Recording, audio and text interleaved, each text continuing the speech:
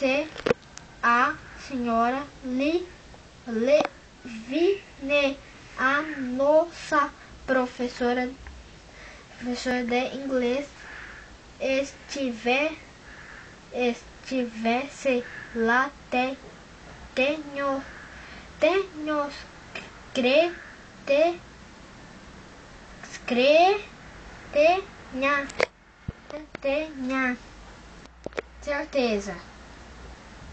certeza que teria dito que a situação por toda era irônica.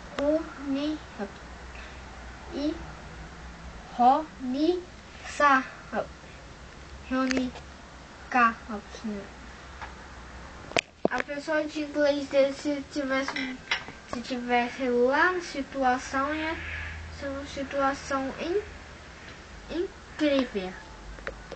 Agora já terminou. São só 2 páginas. Não terminou 2 páginas não, continua.